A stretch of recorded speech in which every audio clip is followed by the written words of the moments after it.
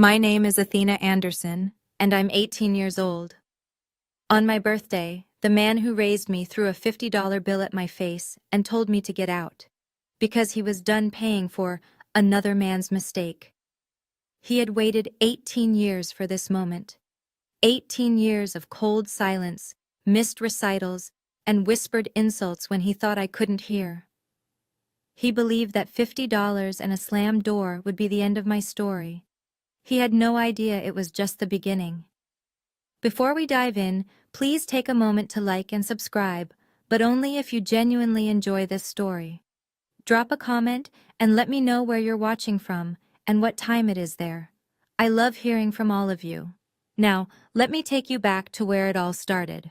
To understand what happened on my 18th birthday, I need to take you back 10 years, to the first time I realized I wasn't like the other kids in my family. I was 8 years old. It was the spring recital at Highlands Ranch Elementary, and I had practiced Fur Elise for 3 months straight. My fingers knew every note by heart. My mother, Linda, sat in the front row with her phone out, recording every second. She wore her favorite blue dress, the one she saved for special occasions. The seat next to her was empty. Richard had a last-minute meeting. That's what Mom told me when I asked where he was. But even at 8, I noticed that he never had last-minute meetings when Tyler had his soccer games.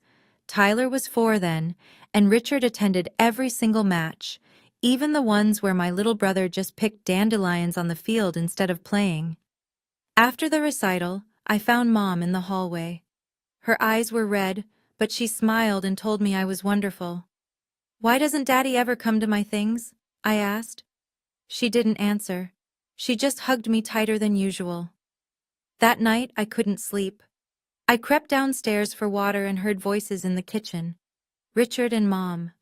They didn't know I was listening. "I told you I can't pretend forever," Richard said. "Every time I look at her, I see the mistake you made." "She's a child, Richard. She's innocent in all of this." "She's not my child. She never was. And the day she turns 18, she's out of this house." I didn't understand what mistake meant back then. I didn't know why Richard looked at me differently than he looked at Tyler. But I understood one thing clearly. Whatever was wrong with me, it made my mother cry. I went back to bed without the water, and I started counting. Not the days until I could leave, but the days until I could understand why I was never enough. The difference between Tyler and me wasn't just emotional, it was financial, and by the time I was 16, I had the receipts to prove it. It was September of my junior year. SAT registration was due, and I needed $200, $150 for the test, $50 for prep books. I approached Richard in his home office, where he sat reviewing spreadsheets for Mercer Holloway Properties, the commercial real estate firm where he served as vice president of business development. "I need money for the SAT, I said, straight to the point. I'd learned years ago that Richard preferred efficiency over pleasantries. He didn't look up. "Get a job." "The registration deadline is in 2 weeks. I don't have time to—" "Tyler needs new soccer cleats. The good ones cost $350. I can't be throwing money at everyone. $350 for soccer cleats for a 14-year-old who would outgrow them in 6 months. But $200 for my college entrance exam was throwing money. I got a job at a coffee shop called Brood Awakening 3 blocks from school. Minimum wage, 15 hours a week. It took me 3 months to save enough for the SAT and books, while also covering my own phone bill, because Richard had removed me from the family plan when I turned 15. Tyler, meanwhile, got a new iPhone every September, the latest model. No questions asked. When my SAT scores came back, 1480 out of 1696th percentile, I left the report on the kitchen counter where everyone could see it. No one mentioned it. Not Richard. Not Karen, his second wife. Not even Tyler, who probably didn't understand what the numbers meant. Mom would have been proud. She'd been gone 4 years by then, taken by breast cancer when I was 12. But I like to think she was watching somehow. I didn't ask Richard for money again after that. If I had to build my future alone, I would. But I also kept a record of every disparity, every slight, every dollar that went to Tyler instead of me. I didn't know it then, but that record would become important later. My mother died on a Tuesday in November. She was 41 years old. I was 12. The cancer had been aggressive, 14 months from diagnosis to the end. I spent most of that year sitting beside her hospital bed, reading aloud from her favorite books, while the machines beeped their steady rhythm. 3 days before she passed, Mom asked the nurses to give us privacy. She was weak, her voice barely a whisper, but her grip on my hand was surprisingly strong. "There's a letter," she said. "In my jewelry box, the one with the roses on the lid." I knew the box. It sat on her dresser, filled with pieces she never wore anymore. A pearl necklace from her mother, a silver bracelet from her college graduation. "Don't open it until you're 16, she continued. "Promise me, Athena. 16. "Why 16? "Because you'll be old enough to understand, and strong enough to handle it." I promised. I didn't know what I was promising to, but I would have agreed to anything she asked. She died 3 days later, with me holding her hand and Richard standing in the doorway, checking his watch. 11 months after the funeral, Richard married Karen. She was a real estate agent he'd met at a company event, blonde, polished, eager to play the role of Mrs. Mercer. Karen's first act as stepmother was to reorganize the house. Mom's clothes went to donation. Her books went to storage. Her jewelry box nearly went to the attic, but I grabbed it first. "That's mine," I said, clutching it to my chest. Karen looked at Richard. He shrugged. "Let her keep it. It's just junk." I hid the box in the back of my closet, behind winter coats I'd outgrown. And I waited. 4 years. That's how long I kept my promise. I had no idea that one letter would change everything. On my 16th birthday, I opened the jewelry box. It was a Saturday morning. Karen had taken Tyler to a travel soccer tournament in Colorado Springs. Richard was at the golf course, Cherry Hills Country Club, where he spent most weekends pretending to be more important than he was. I sat on my bed with the rose-covered box in my lap. My hands trembled as I lifted the lid and found the envelope tucked beneath a strand of pearls. My name was written on the front, in Mom's handwriting. Athena. The letter was 3 pages long, written on her personal stationery, dated August 15th, 2019, 2 months before her diagnosis. I read it twice before the words sank in. My darling Athena, if you're reading this, I'm gone, and you're old enough to know the truth. Richard is not your biological father. Before I married him, I had a brief relationship with a man named Marcus Holloway. It ended when he got engaged to someone else. I didn't know I was pregnant until after he was gone. Richard was pursuing me at the time, and I made a decision I've regretted ever since. I married him and let him believe you were his. He found out when you were 3. He discovered a DNA test I'd hidden. He's known the truth for 15 years, Athena. He chose to stay silent because he didn't want the embarrassment of admitting his wife had been with another man. I'm sorry I never told you. I was afraid of losing you, but you deserve to know who you are. Marcus never knew about you. That wasn't fair to him either. This letter has been notarized and filed with my attorney, Eleanor Vance, at Vance and Associates. She has instructions to help you if you ever need it. You are not a mistake, Athena. You are the best thing I ever did. And your real father deserves to know you exist. All my love, forever. Mom. I sat there for an hour, reading the letter over and over.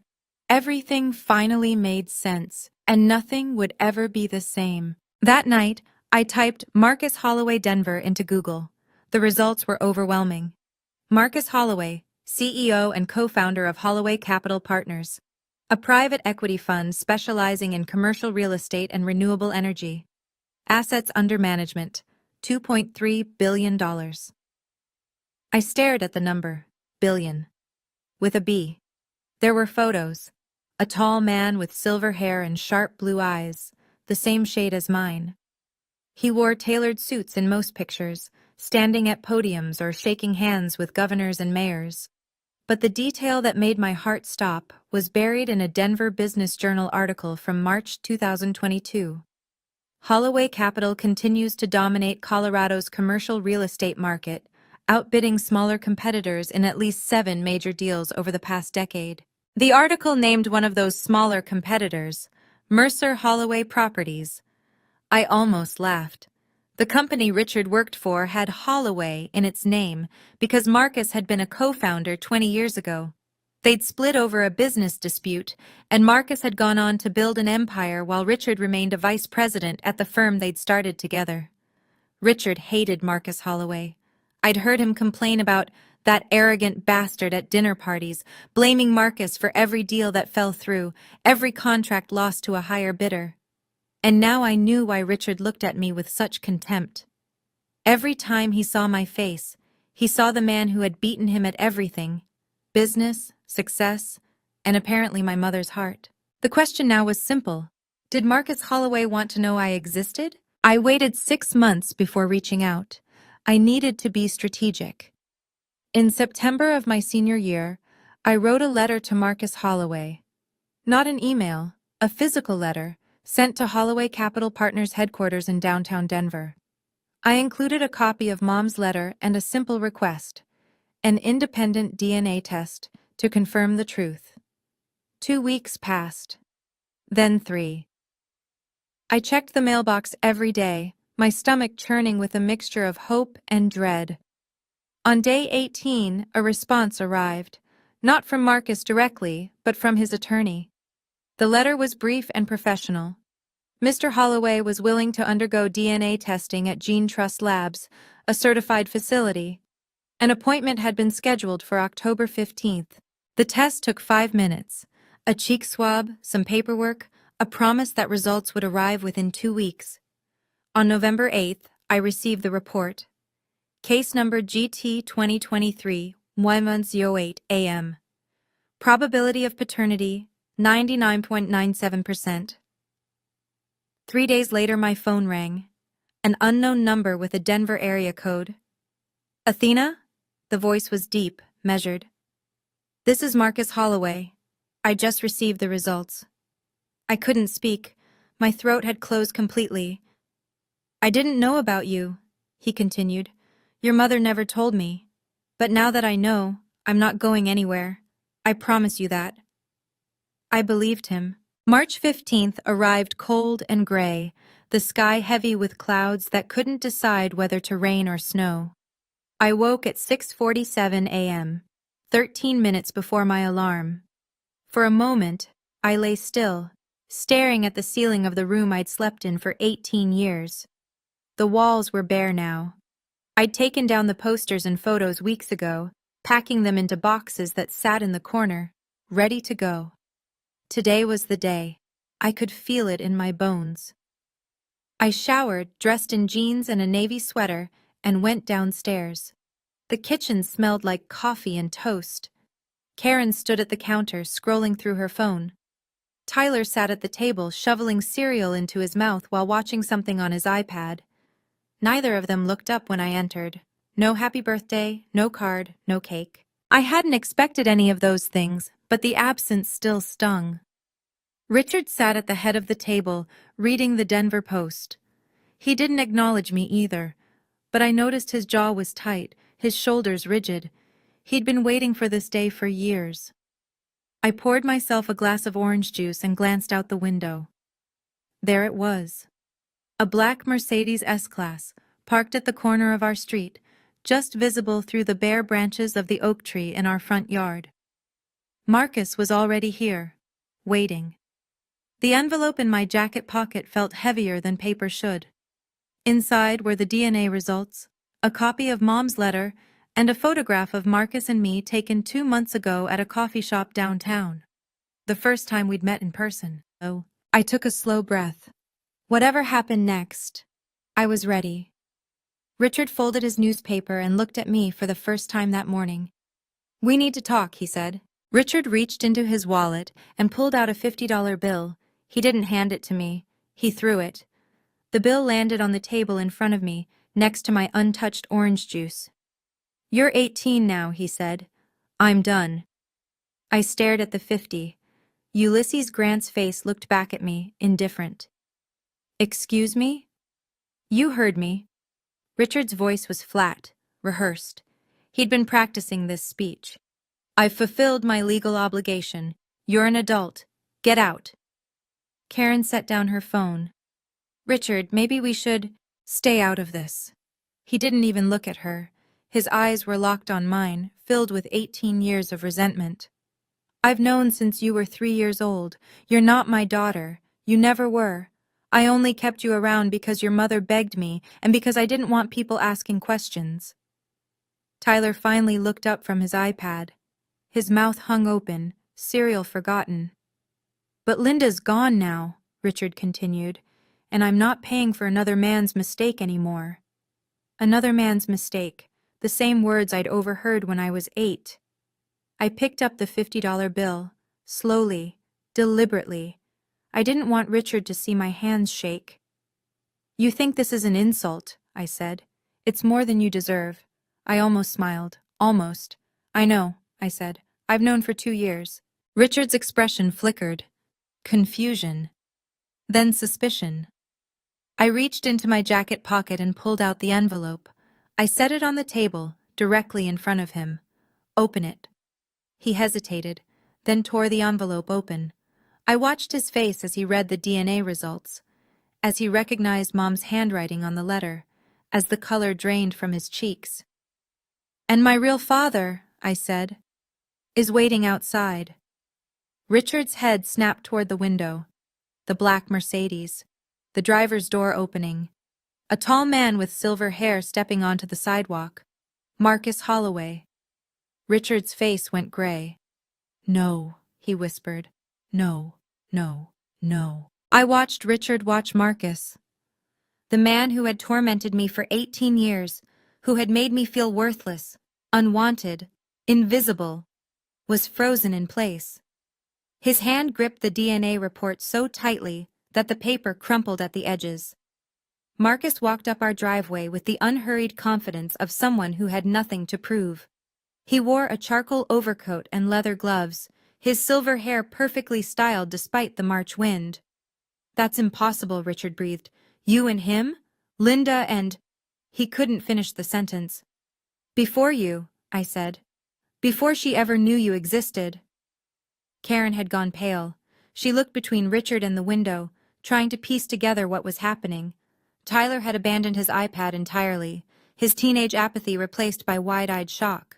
You planned this, Richard's voice cracked. You've been planning this. For 2 years, I confirmed. Ever since I found Mom's letter. Ever since I learned that you knew the truth and punished me for it anyway. The doorbell rang. Nobody moved. It rang again. I'll get it, I said. I walked to the front door, my heart pounding but my steps steady. I could feel Richard's eyes burning into my back.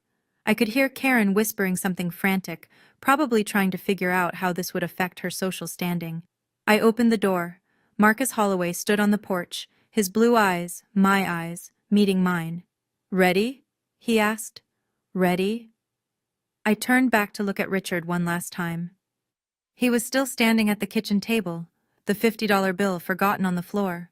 Goodbye, Richard. Marcus didn't wait for an invitation. He stepped past me into the foyer, his presence filling the space in a way Richard never could. Richard. Marcus's voice was calm, almost pleasant. It's been a while. Richard found his footing. Get out of my house. I'm here to collect my daughter, the one you just threw out with a $50 bill. Marcus glanced at the crumpled money on the floor. Generous of you. She's not your... Richard stopped himself. The DNA results were still in his hand, the evidence undeniable. 99.97%, Marcus said. Gene Trust Labs doesn't make mistakes. Neither did Linda, apparently, when she chose not to tell me. Karen finally spoke. Richard, who is this man? Marcus Holloway. Richard spat the name like poison. My former business partner, the one who's been sabotaging my deals for years. Sabotaging? Marcus raised an eyebrow. I believe the word you're looking for is outperforming. There's a difference. I stood by the door watching the confrontation unfold. Part of me wanted to intervene, but a larger part understood that this moment wasn't about me. It was about Richard facing the consequences of his cruelty. You think you've won something? Richard stepped closer to Marcus, his fists clenched. Taking her doesn't change anything. She's still Linda's mistake. She's still... Careful! Marcus's voice dropped, losing its pleasant veneer. That's my daughter you're talking about, and I've spent the last 6 months learning exactly how you've treated her. The words hung in the air. I know about the SAT money you refused, Marcus continued. The phone plan you cut, the trust fund you've been draining, all of it. Richard's face went from gray to white. How? It doesn't matter how. What matters is that everything you've done to Athena will have consequences, starting today. Marcus reached into his coat and produced a manila folder. He set it on the kitchen counter, directly in front of Karen, who flinched as if it might bite her. Linda left Athena a trust fund, Marcus said. $180,000 to be managed by her legal guardian until she turned 18. He flipped open the folder. That guardian was you, Richard. Richard's jaw tightened. I had every right to access those funds. Raising a child is expensive. Is it? Marcus pulled out a spreadsheet. Bank statements, highlighted and annotated. According to these records, you withdrew $47,000 over the past 5 years. For child-rearing expenses. He looked at me. Athena, did Richard pay for your SAT registration? No. Your phone bill? No. School supplies? Clothes? Extracurriculars? I paid for everything myself, with money I earned working at a coffee shop. Marcus turned back to Richard. So where did $47,000 go? Silence. Karen's eyes darted to the spreadsheet. I saw her expression shift. Not guilt exactly, but recognition. She knew where that money had gone. Tyler's soccer camps, Tyler's private coaching, Tyler's endless parade of new electronics. That's embezzlement, Marcus said quietly. Under Colorado law, a trustee who misappropriates funds can be held personally liable, plus interest, plus legal fees. You can't prove... I already have. Marcus tapped the folder.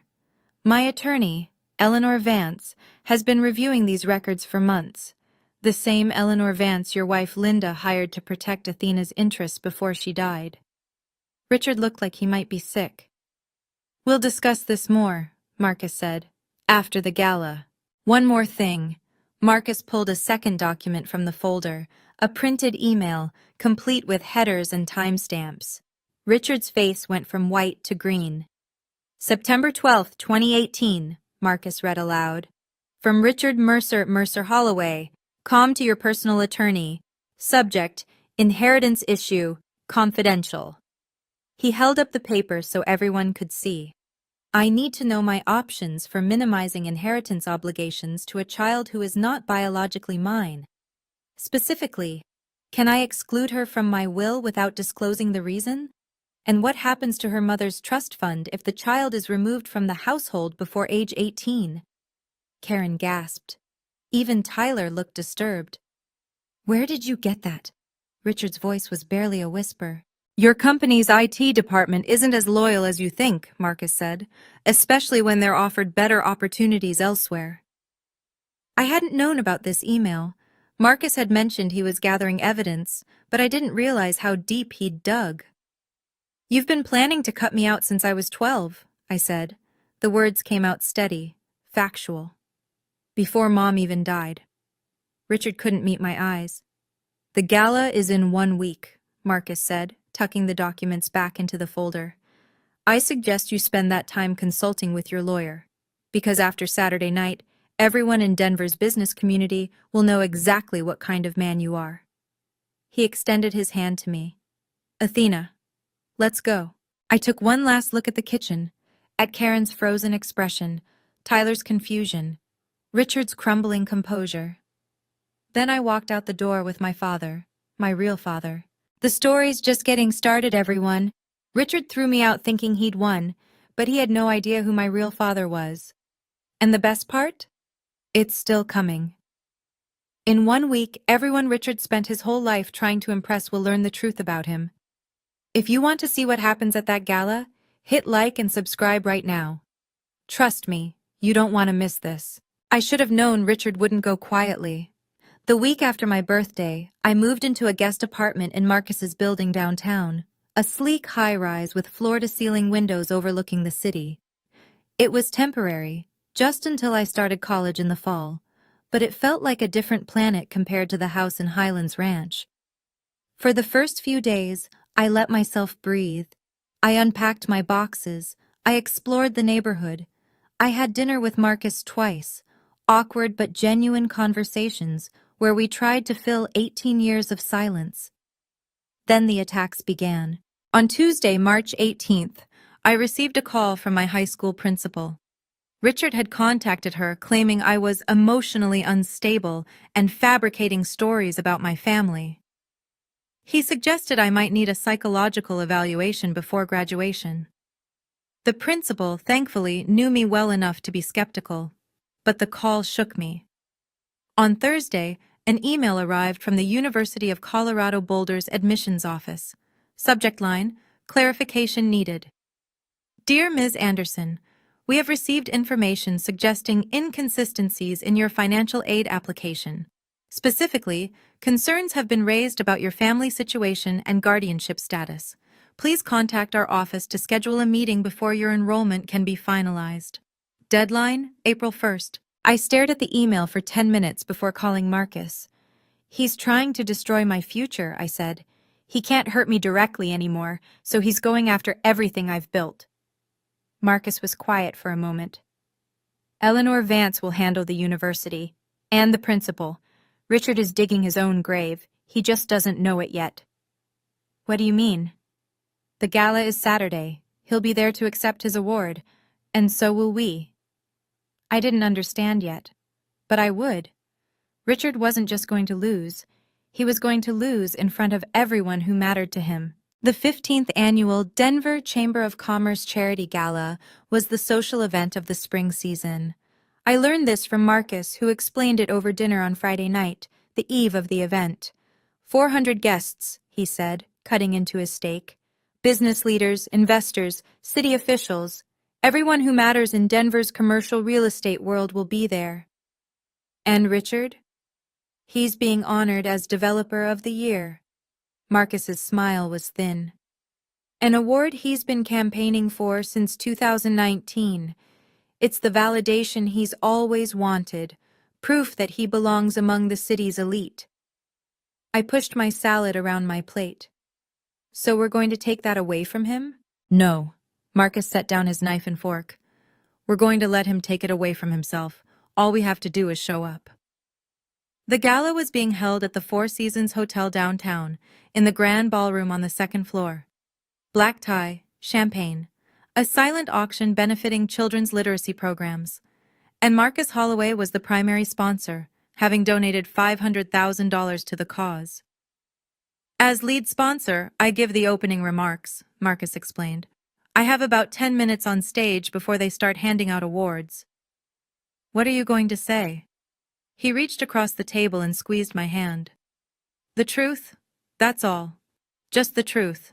I thought about Richard, probably at home right now rehearsing his acceptance speech, practicing his humble smile in the mirror, imagining the applause, the handshakes, the photos that would appear in the Denver Business Journal. He had no idea what was coming. What should I wear? I asked. Marcus smiled, a real smile this time, warm and paternal. I had something delivered to your apartment this afternoon. Consider it a birthday gift. Saturday, March 22nd, 7:30 p.m. The navy blue gown fit perfectly, floor-length silk with a modest neckline, elegant without being flashy. Marcus had chosen well. We arrived at the Four Seasons together, his hand steady on my elbow as we walked through the gilded lobby. Crystal chandeliers cast warm light across marble floors. Well-dressed couples mingled near the bar, their laughter echoing off high ceilings. I'd never been to anything like this. My world had been coffee shops and high school hallways, not ballrooms and champagne flutes. but I kept my chin up and my shoulders back, channeling every ounce of composure I developed over 18 years of surviving Richard's household. We entered the ballroom at 7:42 p.m. I know the exact time because I checked my phone, wanting to remember every detail. The room was stunning. Round tables draped in white linen, centerpieces of white roses and eucalyptus, a stage at the far end with a podium and a massive screen displaying the Chamber of Commerce logo. And there, near the bar, stood Richard. He wore a tuxedo that probably cost more than my entire wardrobe. Karen was beside him in a red dress, laughing at something one of the investors said. Richard held a champagne flute, gesturing expansively as he told some story about a recent deal. Then he saw me. The champagne flute froze halfway to his lips. His eyes moved from my face to Marcus, then back to me. I watched the color drain from his cheeks in real time. He excused himself from his group and strode toward us, his expression murderous. "What the hell are you doing here?" "I was invited," I said calmly. "My father is the lead sponsor." Several heads turned at the word father. Phones appeared in hands. Someone whispered. Richard's jaw clenched so tight I thought his teeth might crack. Richard had never been good at controlling his temper, especially after a few drinks. "Your father?" He laughed, a harsh, ugly sound. "Marcus Holloway is not your father. He's a con artist who's using you to get at me." The people around us had stopped pretending not to listen. A circle was forming, drawn by the promise of drama. "Richard." Karen appeared at his elbow, her face tight with alarm. "Not here, please." He shook her off. "No. Everyone needs to know what's happening here." He pointed at me, his finger trembling with rage. "This girl is not my daughter. She's the product of my late wife's affair, a bastard I was forced to raise for 18 years. Gasps, murmurs. I saw at least 3 phones rise, cameras pointed in our direction. "I gave her a roof over her head," Richard continued, his voice rising. "I fed her. I clothed her. And this is how she repays me? By showing up here with him?" I didn't respond. I didn't need to. Richard was doing all the work himself. "She's a liar and a manipulator, just like her mother was. Linda fooled me for years, and now her daughter is trying to do the same thing. Don't believe a word she says." The ballroom had gone quiet. Even the string quartet had stopped playing. I felt Marcus's hand on my shoulder, steady, reassuring. "Are you finished?" I asked Richard. His face was red now, veins visible at his temples. "I'm just getting started. You think you can ruin me? You're nothing. You've always been nothing." I looked at him, really looked at him, for what might be the last time. "I don't need to ruin you, Richard. You're doing that yourself." From the corner of my eye, I saw Marcus walking toward the stage. It was time. The MC, a silver-haired woman in a black sequined dress, tapped the microphone. "Ladies and gentlemen, if I could have your attention, please. It's time to begin our program. Please welcome our lead sponsor and keynote speaker, Mr. Marcus Holloway." Applause filled the ballroom. Marcus climbed the steps to the stage with the easy confidence of a man who had addressed thousands of audiences. He shook the MC's hand, adjusted the microphone, and smiled out at the crowd. "Thank you all for being here tonight," he began. "The Denver Chamber of Commerce Charity Gala has raised over $12 million for children's literacy programs over the past 15 years. That's something we should all be proud of." More applause. Richard had retreated to his table, his face still flushed, Karen whispering urgently in his ear. "Tonight, I want to talk about something personal," Marcus continued. "About family, about the choices we make and the consequences that follow." A ripple of curiosity passed through the crowd. This wasn't the typical sponsor speech. 20 years ago, I made a choice that I've regretted ever since. I walked away from someone I cared about because I thought I had better options. I didn't know then that she was carrying my child. The whispers intensified. I saw heads turning, searching for context. 6 months ago, I received a letter from a remarkable young woman. She had spent 2 years researching her own history, gathering evidence, building a case. She did this not for revenge, but for truth. for the right to know where she came from. Marcus looked directly at me. That young woman is here tonight, and I'd like to introduce her to you, not as a secret, not as a scandal, but as my daughter.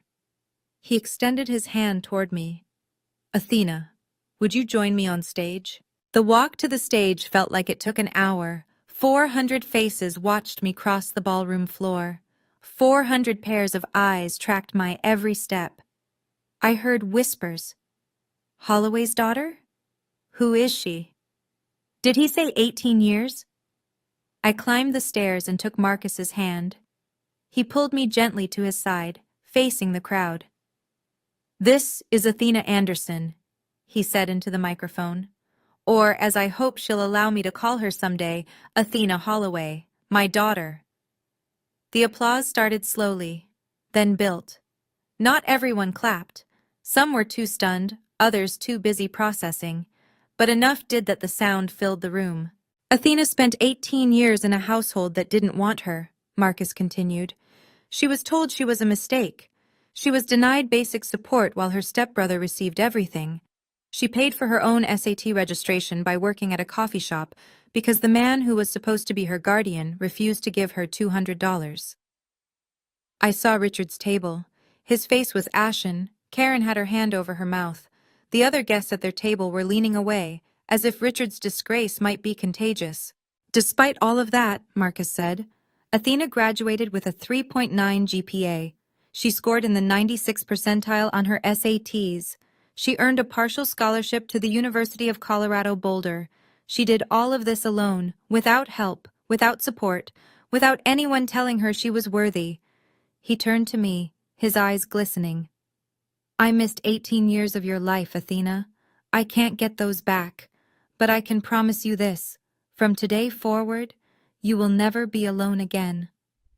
I couldn't speak. My throat was too tight, so I just nodded and squeezed his hand. The applause was deafening. Marcus gestured toward the side of the stage, where a woman in a tailored gray suit stood waiting. For those who might question the validity of what I've shared, allow me to introduce Eleanor Vance, senior partner at Vance & Associates. Ms. Vance has been the custodian of the documentation that proves Athena's parentage. Eleanor stepped forward, her presence commanding immediate respect. She was in her late 40s, with sharp features and the composed demeanor of someone who had spent decades in courtrooms. Good evening, she said into the microphone. I have in my possession the following documents. First, a notarized letter written by Linda Anderson Mercer on August 15, 2019, attesting to Marcus Holloway's biological paternity of her daughter Athena.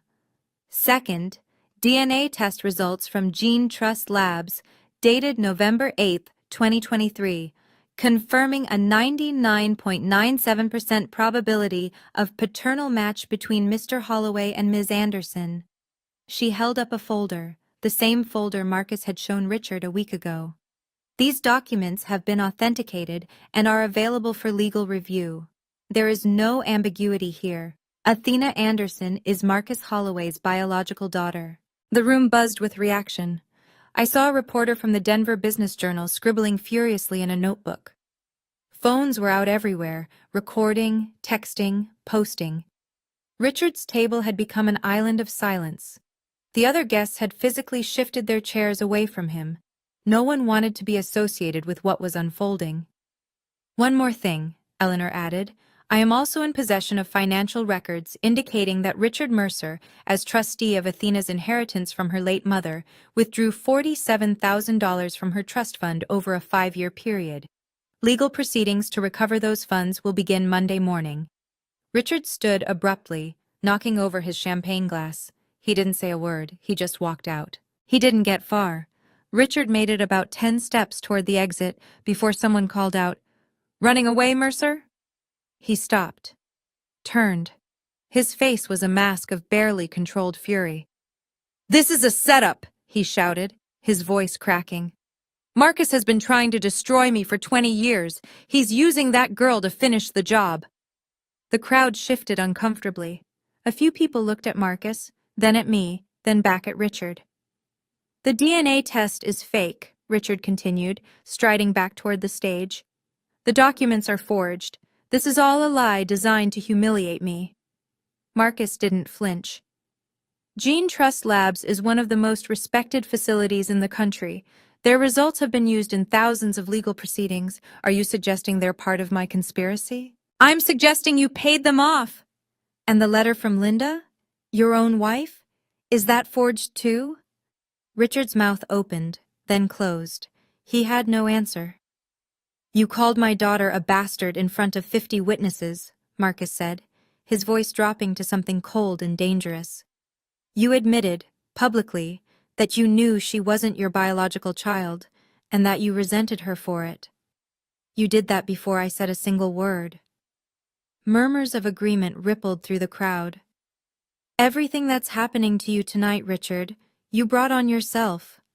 Someone in the crowd shouted, "What about the trust fund money?" Richard's face went pale. That's a private matter." $47,000, another voice called out. "From a child's inheritance, that's theft." The crowd was turning. I could feel it, the collective judgment shifting, the social tide pulling away from Richard and toward us. Karen appeared at his side, tugging his arm. "Richard, we need to leave, now." This time he didn't argue. They fled through the side door, leaving their table empty. The Monday after the gala, Eleanor Vance filed suit in Denver County Court, case number 2024 CV0892, plaintiff Athena Anderson, defendant Richard Mercer.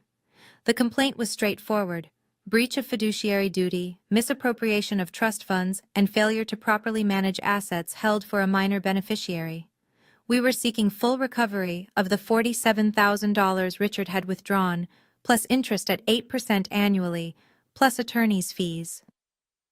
"The evidence is overwhelming," Eleanor told me during our meeting that afternoon.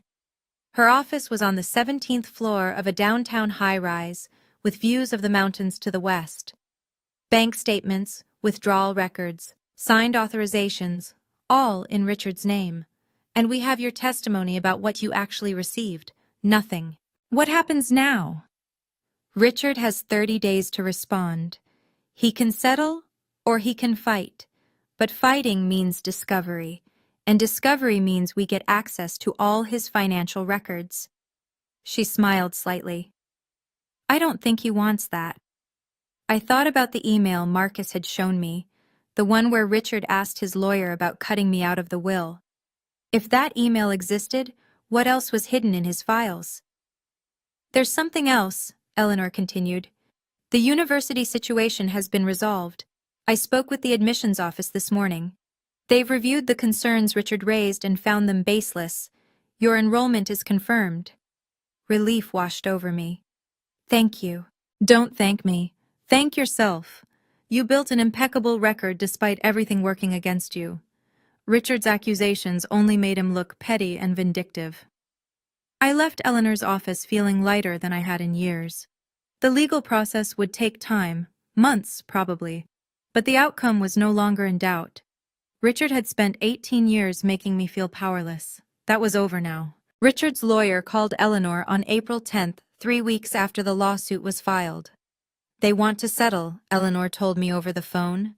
"Full repayment of the $47,000 plus $8,500 in accrued interest, plus our legal fees, $12,000. They're also agreeing to transfer the remaining balance of your mother's trust fund immediately." I did the math in my head. That's over $200,000 total. $200,500 to be precise, and they're not contesting anything. No discovery, no depositions, no trial. Why? Because Richard can't afford the scrutiny. The gala was a disaster for him, professionally and personally. His partners at Mercer Holloway have been distancing themselves ever since. A prolonged legal battle would only make things worse. The settlement was signed on April 15th, exactly 1 month after my 18th birthday. I didn't attend the signing. I didn't need to see Richard's face as he wrote the check. I didn't need his apology, which, according to Eleanor, he didn't offer anyway. What I needed was closure, and that's what I got. The money was deposited into my account 3 days later. I stared at the balance on my phone screen for a long time. $200,500. It wasn't about the money, really.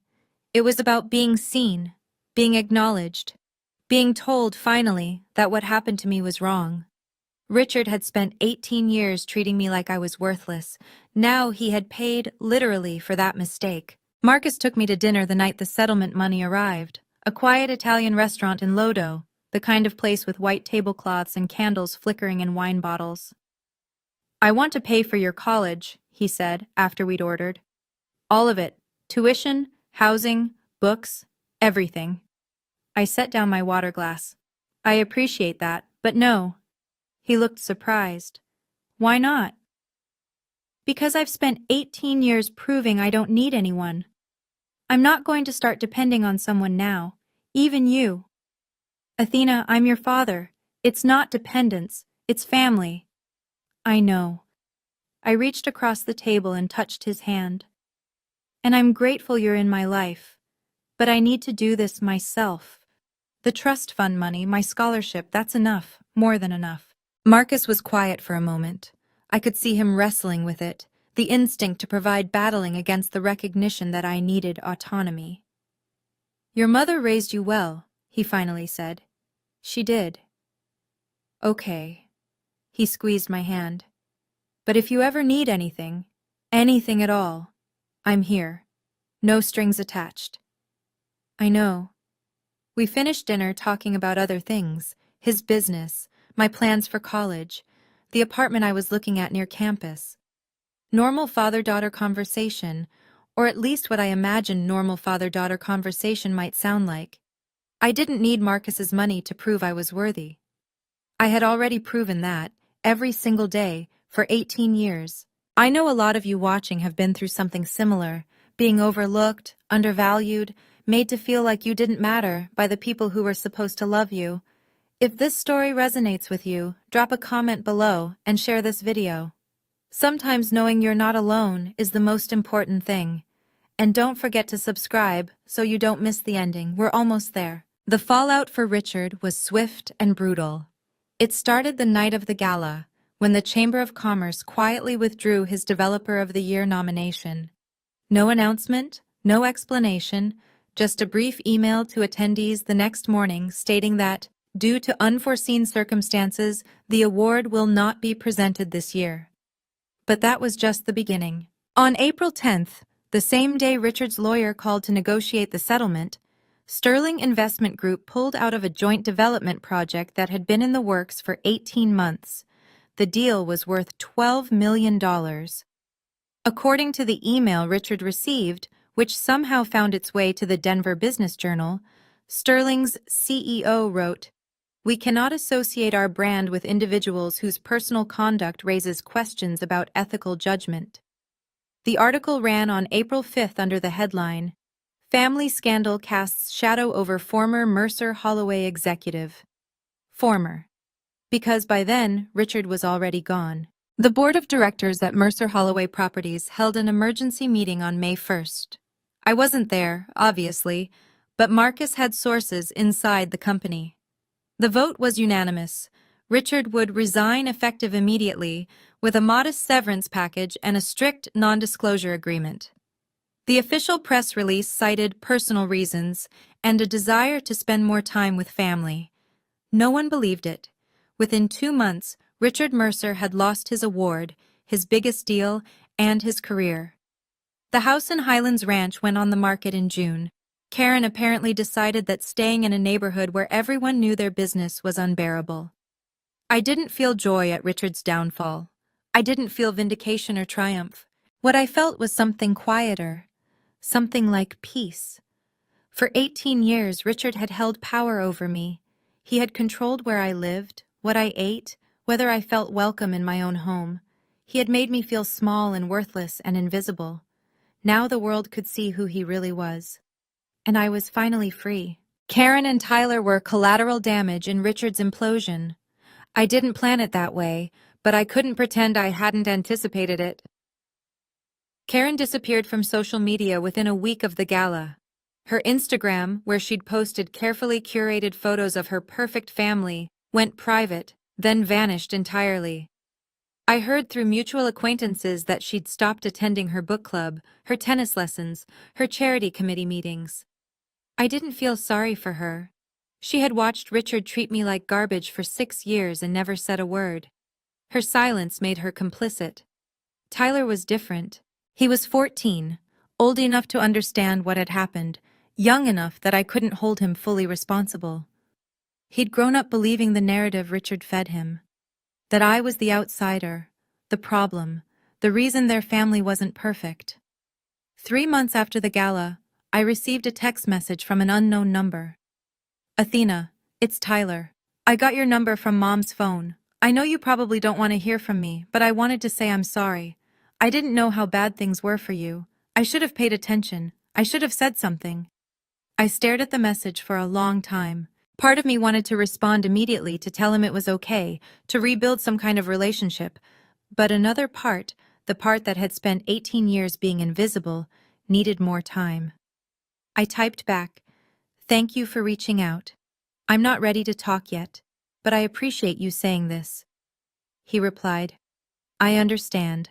Whenever you're ready, if you're ever ready." I saved his number but didn't add him to my contacts. Maybe someday, but not today. In August, I moved to Boulder. My apartment was small, a one-bedroom unit in a complex near campus, with a view of the Flatirons from the kitchen window. I furnished it with secondhand finds from thrift stores and Facebook Marketplace, a blue couch, a wooden desk, a bed frame that squeaked when I rolled over at night. It was perfect. The trust fund money sat in a savings account, earning modest interest. I used it for tuition and rent, careful to budget so it would last all 4 years. My scholarship covered the rest. I didn't touch a penny of Marcus's money. I didn't need to. Classes started the last week of August. I enrolled as a business major with a minor in communications. My professors were demanding, my course load heavy, but I thrived in ways I never had in high school. For the first time in my life, I was surrounded by people who didn't know my history, who judged me only by what I showed them. I got a part-time job at a small real estate firm downtown, not Marcus's company, not anything connected to Richard. Just a local agency that needed someone to answer phones and organize files. The pay was modest, but the experience was invaluable. Marcus visited once a month, always on a Sunday. We'd have brunch at a cafe on Pearl Street, talking about classes and work and the slow process of getting to know each other. He never pushed. He never tried to buy my affection. He just showed up, consistently, the way a father should. By October, I'd made friends.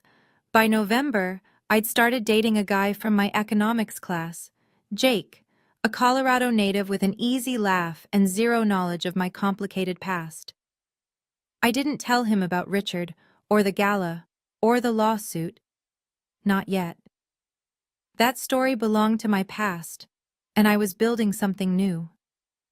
For the first time in 18 years, I woke up every morning without dread.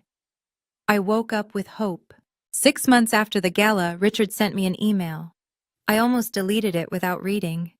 His name in my inbox felt like a violation, a reminder of everything I'd worked to leave behind. But curiosity won out. "Athena, I know I have no right to contact you, but I've had time to think about what happened, and I realize I owe you an explanation. Maybe even an apology. I'd like to talk, if you're willing." Richard. No dear, no sincerely. No acknowledgement of the specific harm he'd caused. Just a vague gesture toward reconciliation, as if 18 years of cruelty could be erased with a single email. I didn't respond directly. Instead, I called Eleanor Vance. "I want to send him a message through your office," I said. "Something official, something final." She understood immediately. The letter was sent 3 days later, on Vance & Associates letterhead. "Mr. Mercer, Ms. Anderson has received your communication dated September 22nd. She has asked me to convey the following response. You had 18 years to treat me with basic human decency. You chose not to. You knew the truth about my parentage and used it as justification for neglect and emotional abuse. You stole from my inheritance. You attempted to sabotage my education and my future. I am not interested in your explanations or your apologies. I do not wish to have any further contact with you. This is not revenge. This is a boundary. Please do not attempt to reach me again. Athena Anderson. Richard never responded. I don't know if he was angry, hurt, or relieved. I didn't care. Some people deserve second chances. Richard wasn't one of them. Forgiveness doesn't mean letting someone back into your life to hurt you again. Sometimes forgiveness just means letting go and walking away. Building a relationship with Marcus was like learning a new language. We had the basics, shared DNA, shared features, a shared desire to connect, but the fluency would take years. Our monthly brunches became a ritual. He'd drive down from Denver on Sunday mornings, always arriving at exactly 10:00 a.m. We'd order the same things, avocado toast for me, eggs Benedict for him, and talk about everything and nothing. Some days were easy. We'd discuss his latest business deal or my upcoming exams, laughing at bad jokes and discovering shared interests. He loved jazz, so did I. He hated cilantro, so did I. Small things, but they added up. Other days were harder. There were silences that stretched too long, questions that had no good answers. How do you summarize 18 years of absence? How do you grieve a relationship that never existed? I'm not trying to replace the time we lost, Marcus told me once, stirring his coffee. I know that's impossible. I just want to be here for whatever comes next. That's enough, I said. And I meant it. On my 19th birthday, Marcus drove to Boulder with a small cake and a card. No extravagant gifts, no grand gestures, just the two of us in my tiny apartment, eating chocolate cake and watching the sunset paint the Flatirons pink and gold. Happy birthday, Athena, he said. Thanks, Dad. It was the first time I'd called him that. His eyes glistened, but he didn't make a big deal of it, neither did I. Some things don't need words. Looking back, I sometimes wonder what would have happened if I'd never found that letter, if I'd never reached out to Marcus, if I'd just accepted Richard's $50 and disappeared into the world, another forgotten child of a broken home. But I did find the letter, I did reach out, and everything changed. Here's what I learned from 18 years of being invisible. First, your worth is not determined by how others treat you. Richard saw me as a mistake, a burden, a reminder of his wife's betrayal. But his perception was never my reality. I was always more than what he saw. Second, boundaries are not selfish. They are essential. Cutting Richard out of my life wasn't revenge. It was self-preservation. I don't owe anyone access to my peace. Third, family is not just blood. It's the people who show up for you, who choose you, who love you without conditions. Marcus and I share DNA, but what makes him my father is the effort he puts in every single day. I'm a sophomore now, studying business and dreaming of starting my own real estate company someday. Not to compete with Richard or Marcus, just to prove to myself that I can build something from nothing. Because that's what I've always done. If you're watching this and you've ever felt overlooked, undervalued, or invisible, I see you. Your story isn't over. The people who dismissed you don't get to write your ending. You do. Thank you for staying until the end of my story. Now I want to ask you, if you were me, would you have responded to Richard's email? Comment yes if you would have given him a chance, or no if you agree with my decision. And please subscribe and hit the notification bell so you don't miss the next story. I'll see you in the next one. Take care of yourselves.